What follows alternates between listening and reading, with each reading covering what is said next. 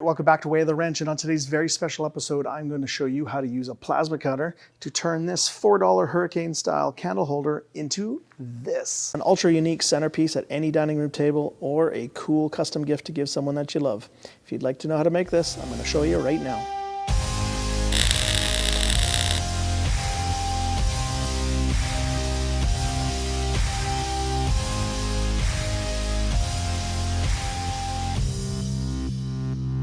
Alright, so today's video is kind of an artsy-fartsy plasma cutting project video, and I'll be honest with you, I had a really tough time narrowing down what I was going to actually make with you guys. The main reason is there's just so many cool things that you can do freehand plasma cutting and with jigs and all kinds of stuff. So look forward to more of these kind of videos in the future for you guys out there. Now, I narrowed it down to this project that I'm going to show you in a second because I wanted something that was creative and artistic and not necessarily requiring you to be an artist, right? If you can find something you like, then you can definitely work it into this project. And I wanted it to have freehand plasma cutting on it. And maybe even if I could throw in a little bit of wooden jig making so that we can figure out how to make a jig to do some cutting for the plasma cutter as well. And then weld it all together and make a very cool project. So let me show you what I got. So what you're looking at here is a hurricane-style glass candle holder. And these are traditionally used as gifts at weddings and birthdays and Mother's Day and things like that. And what people generally do with them is they fill them up with stuff. So fill them up with colored water, put some floating candles in it, or put some shells and sea stars and fill it up with sand, that kind of thing. And then this sits and decorates a table at a wedding or at the home. And so I was looking at this in the store and I was thinking, wouldn't it be cool if we had kind of like a curved shroud that went around here in sheet metal? And then because we're doing a plasma cutting project video, we could use a plasma cutter and turn that sheet metal into whatever shape or design or silhouette that we want. And so I was thinking that I would do kind of like a tree silhouette and do like a tree line so it goes right around and make it look something like this. So if you can imagine where the white is, that's all going to get plasma cut out, leaving this kind of black silhouette out. And then the bottom will probably be kind of just more solid. And if you can imagine where the white is, that will be where the light can escape and come out. So a flickering candle flame in there would just make this look absolutely sick. So let's talk about the parts a little bit more and then get started. Now, when you go looking for these hurricane-style glass candle holders, keep in mind that you can tailor this project to whatever you have or whatever you can find. But for those of you following along at home, this is a 4-inch diameter by 9-inch tall candle holder, and if I could have found it cheaper, I would have probably went with like a 5-inch by about 10 inches. I really like this kind of proportions, and I think it'll make a nice project. If you're looking for stuff brand new, you go to your local Home Sense, Winners, maybe even your dollar store might have something like this. But whatever you do, do not spend 50, 60, 70 bucks, especially on the stuff online. Go to the stores. You should be able to get something like this for about 20 bucks, 25 bucks. And the other thing, if you were an ultimate cheapskate like me, is you can hit your local thrift stores and take a look at all their glassware there. And this is actually where I found this one. It looked horrible. It had soot all in here and about 3 different shades and colors of wax melted on the inside. I took it home, cleaned it up with some hot soapy water, and it looks really nice. So I'm going to use this project, and I ended up paying $5 or something like that. So don't spend a lot of money on these. All right, for the bulk of this project, if not the entire thing, you are going to need some sheet metal. I would recommend using something about 16 to 19 gauge, and you're roughly going to need something about 11 inches by 17 inches for this. Now, for those of you that are artistically gifted, you can totally just take a Sharpie on clean metal or take some chalk on some rusty metal and start drawing out the pattern that you want to cut out. And just make sure that you kind of think about the overall size of the project. You don't want to have trees right to the top of the vase, otherwise there's not really going to be much of the lighting effect. So just take that into consideration. And if you are that artistic, then go ahead and just draw right on the metal. For those of you that are not this talented, I'm going to show you a different method. All right, so what you're going to do is you're going to open up Microsoft Office or Word. I'm using like a no-name brand, which is free, so it looks different, but it's very similar. So once you open up a blank document, we need to make some changes. So first thing is we're going to go to Page Layout, and while we're here, we're going to change the margins to narrow, so that way we can get more printed silhouette right to the edges. And then we're going to go to Orientation and make that landscape, so we can make it this way. And change the size of paper. We're going to say 11 by 17 for this project. And now we need a silhouette of what we're going to do. Now I've decided to do forest tree line. So hop on the net, find yourself a nice tree line silhouette, which I already have grabbed one. And if you don't want to do trees, you can do anything, country, fishing, whatever silhouette you want that might look good wrapped around a candle. And so we'll go back here and we're going to go insert. And we're going to go insert picture from file. And I'm going to grab the one that I grabbed. Now, your picture is not going to be the size you need, so we need to change it. So grab this corner here, and grab the corner rather than the edges, otherwise it'll distort the image. And then you can stretch it out to what you want. Now, as default, this isn't going to let you kind of move it around. So what you need to do is change the wrapping style, or if you can, send it to the back. So wrapping style, we're going to go behind text, and what that does is it lets you put the picture anywhere you want. And so now we can kind of play with the size a little bit more. And we don't want to print right to the edge, but you can see how you can kind of sneak up on it and get absolutely as much as you can printed off. Now, once you like that, save it and print it off on your printer. So once you've printed off your silhouette, I would do a test wrap around your candle holder, make sure that it's going to fit and it looks exactly how you want. And then if it does, go ahead and grab a pair of scissors and start cutting it out.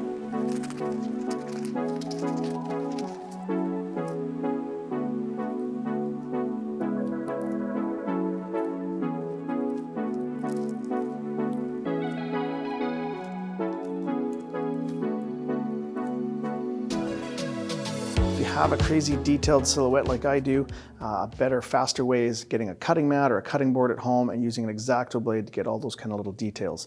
Now, keep in mind, the details might be so fine that your plasma cutter is not going to be able to do it.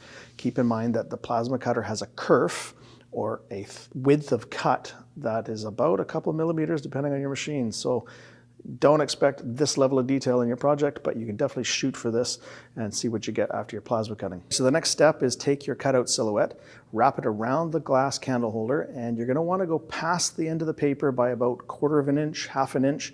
That way this metal project is going to be bigger than your candle holder and will just slide over top. Now make a mark on your paper and then measure that, and that is the length of the sheet metal that you need to cut out.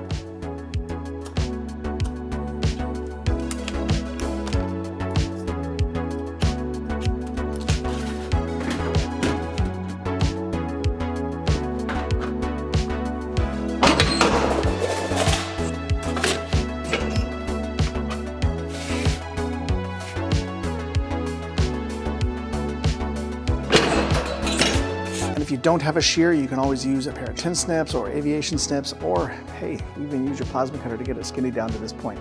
So let's go on to the next step.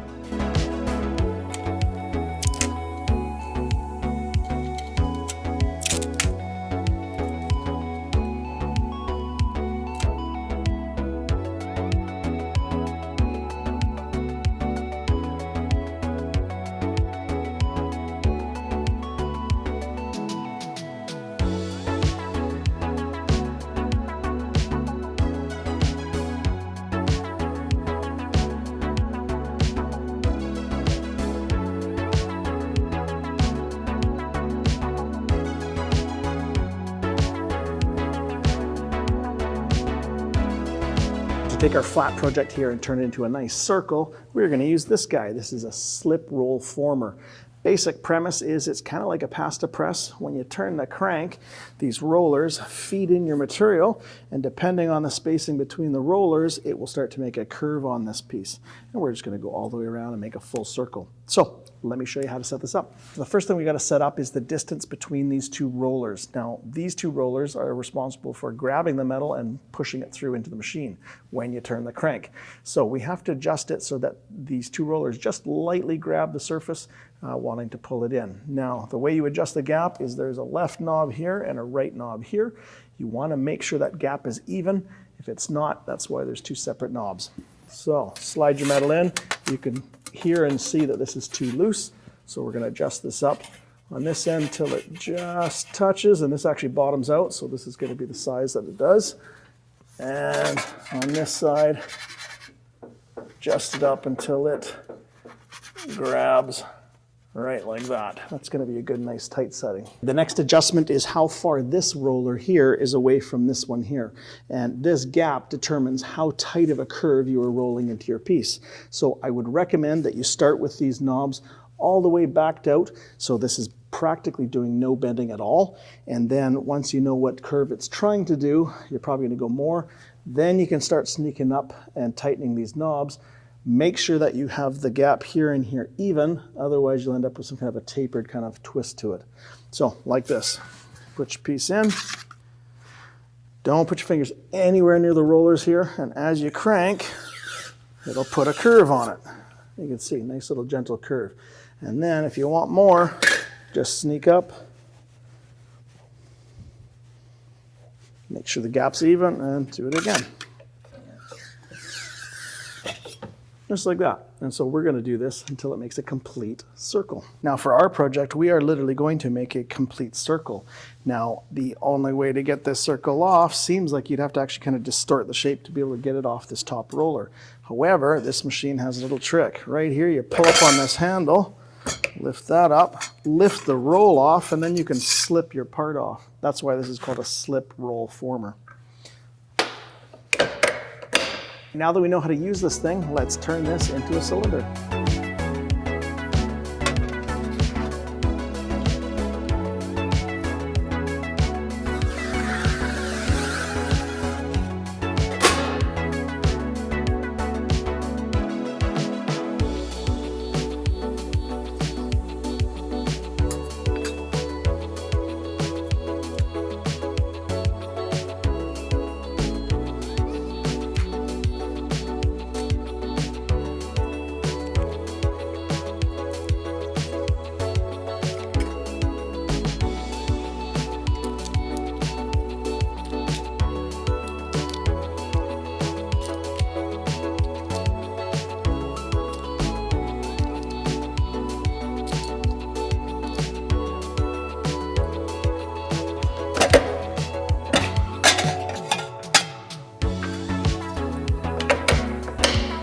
Now, before you get too carried away and do a lot of work on here, make sure that this is the right size.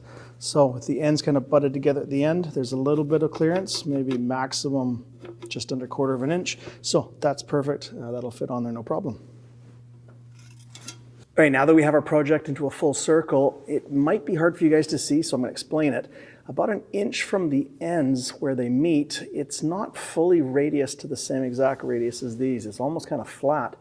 It's one of the downsides of that slip roll former is that between the rollers, you can't actually bend right at the ends and at the beginning. So to fix this, I'm going to use this guy right here. This is a stake, and it's used for shaping sheet metal, and I'm going to use a soft-faced hammer. In this case, it's a plastic one. And what I'm going to do is use the round shape to gently add in the curve on the ends of these pieces so that it matches the circle. Now you just take your time and do soft little taps, even taps all the way along until you get it nice and straight. Now, if you do not have a stake, you can just use a round piece of pipe that's similar to the diameter that what you're making. And while I'm talking about pipes, you can put a pipe and use a vise to actually bend your sheet metal in case you don't have a slip roll former. And all you do is you kind of clamp the pipe with the sheet metal and you kind of use your hands, and if need be you can use this, but generally you can just do it by your hand, and you do as much as you can till the sheet metal touches the other side of the vise. Undo the vise, loosen it, reposition it, and then you just keep walking away around the pipe until you get a nice circle. And then at the very end you do the same thing that I'm going to be doing. Just try to get the ends of the piece curved to match.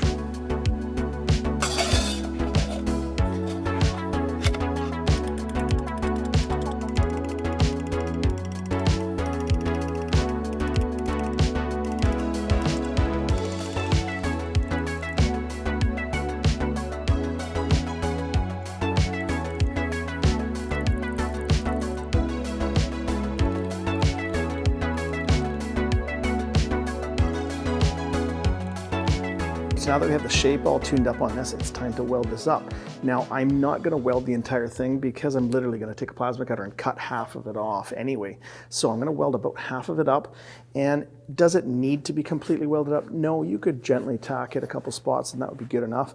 But I am gonna try to make this a little seamless and grind it right down and flush so you can't see the weld as much as I can anyway. So I'm gonna do all my tips and tricks that I showed in my how to weld thin sheet metal video. So I'll put a link above for that so you can check that out first so you don't butcher all your hard work you've already put in for this. So let's go weld this up. To keep this round part from staying still and not rolling away as I'm welding, I've added a couple blocks to prevent that, and then I've even put a third one inside to kind of weight it down. That way I can just focus on doing some really good welds.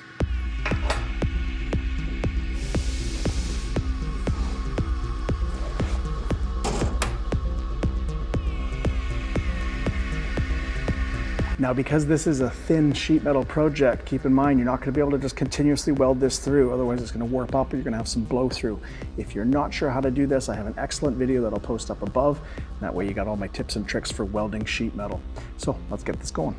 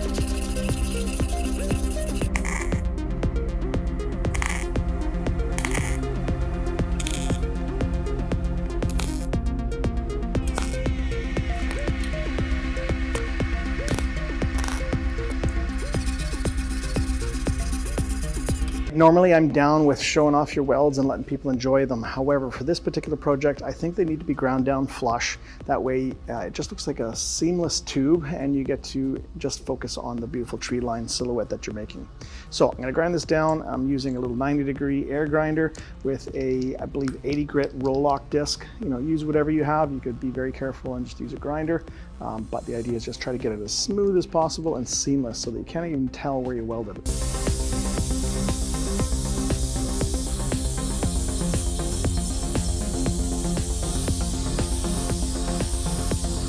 So I just took the tree silhouette and kind of relayed out where I polished, because there was no Sharpie there anymore, and kind of made it blend a little better so it seemed more seamless with the tree line. And while I was at it, I added some lines up here on the waist part that I'm cutting off. That way I don't accidentally get it upside down and not notice that and start cutting into my good part.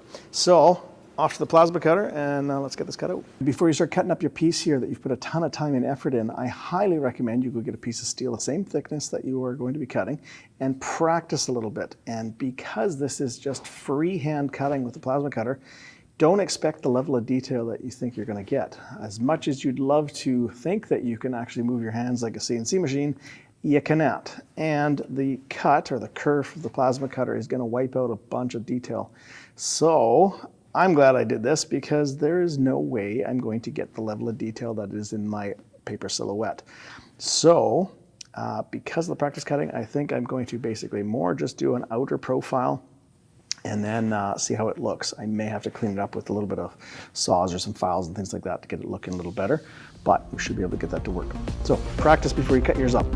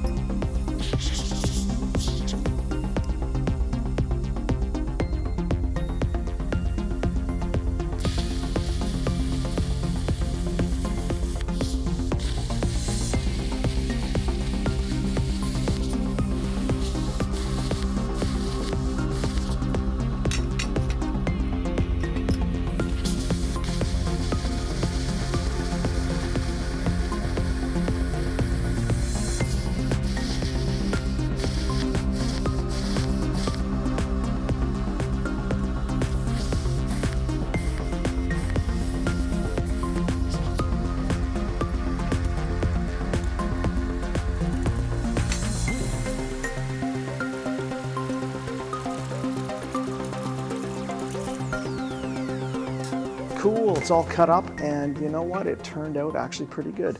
And cool thing that happened, because it was shiny sheet metal when we used the heat, there's some nice kind of color going on in there. And it might be an option to just kind of clear coat this and be done with it. And then another kind of cool thing that's a little hard to see, so I'll kind of explain it a little bit, is as we were cutting the metal, it kind of deposited some of the steel on the backside or the inside, and some of the dross or the slag coming off and staying on the other side kind of gives the tree a little bit of texture to it. So it kind of looks more realistic like a tree. So I think I'm just going to knock off the loose stuff off and then give it a coat of black paint. And then I think that's going to look really cool looking through the glass of the candle to see that texture on the inside. Cool, very nice. So let's get this painted.